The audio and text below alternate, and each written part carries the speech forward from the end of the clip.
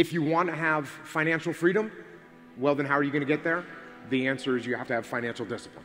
And same thing with more free time. If you want to have more free time, then you have to have a more disciplined time management schedule. And you have to have discipline in your life to say no to the things that aren't actually moving you towards whatever goals you have. It seems like sleeping in the morning is a form of freedom because, hey, I don't have to do anything. I'm just going to sleep in. But the reality is when you sleep in, now you don't get things done. And now those things that you were supposed to do aren't done. And now the next day you have to wake up early and get them done, not because you want to, but because you have to. So you've become a slave to the fact that you didn't have discipline.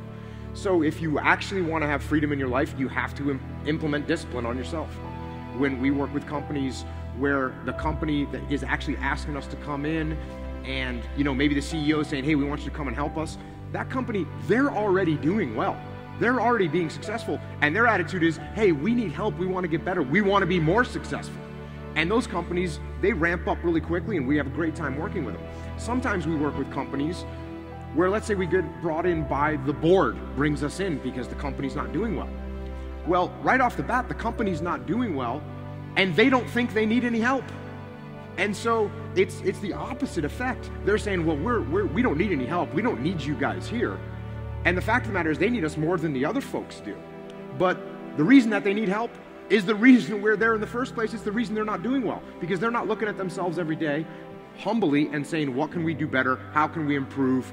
How can we adjust right now and turn our game around or improve our game so that we can get better in the market? So if you and I are working together and I'm the boss and I have a big ego and I think I'm better than you and you come to me with an idea, I immediately shut you out. Well, what if your plan was a better plan? Or what if you had some piece of knowledge that made sense for a particular operation, but my ego is too big to listen to you? Well, now we go out and we put lives at risk and possibly lose lives because my ego is too big. Same thing you could say about the enemy, right? If I don't think the enemy is any good, all the enemy's no good, they don't train hard, and they're not prepared for the big tough SEALs. Well, if you have that attitude, guess what? Maybe those guys are training harder. And if you start cutting corners in your training, you're gonna get caught. And obviously it's the same thing in the business world.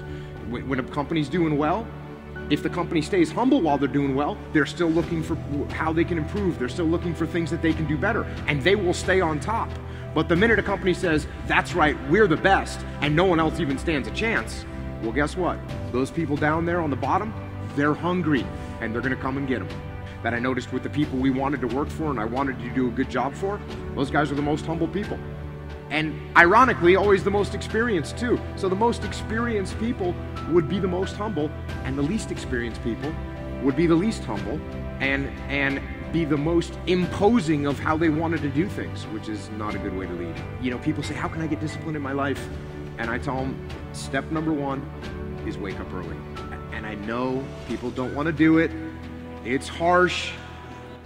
I know that your alarm clock is, your most hated object in your bedroom. I get that.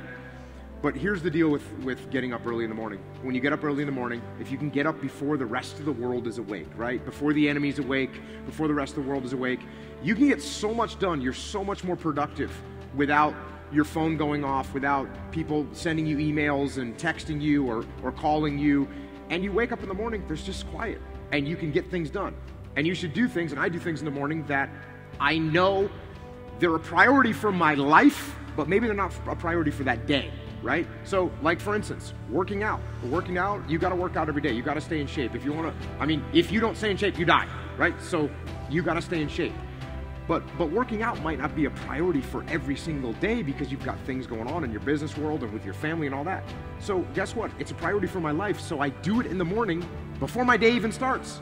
So I can still handle the priorities for the day, but I got my workout done. So long term, I look up in a year and I'm not out of shape and breathing hard when I go up in the stairs because I maintain that discipline on a daily basis. It tunes your mind, it puts more oxygen in your blood, in your brain. It is absolutely makes you think more clearly. So waking up early, working out every day, if you start with those two kind of cornerstones, and then the other thing is, figure out what you're gonna do during the day.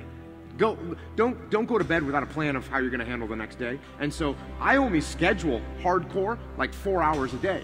The other hours I'm picking up, I'm getting phone calls, I'm adapting and maneuvering on other things that need to be executed on. But what is important, those 4 hours, they get done. They get done. And that's the difference between finishing writing a book and not finishing writing a book. Because, you know, when I write a book, I write 1,000 words a day. It takes me about an hour. That's what I do. I write 1,000 words a day. And in 30 days, you got 30,000 words. And in 60 days, you got 60,000 words.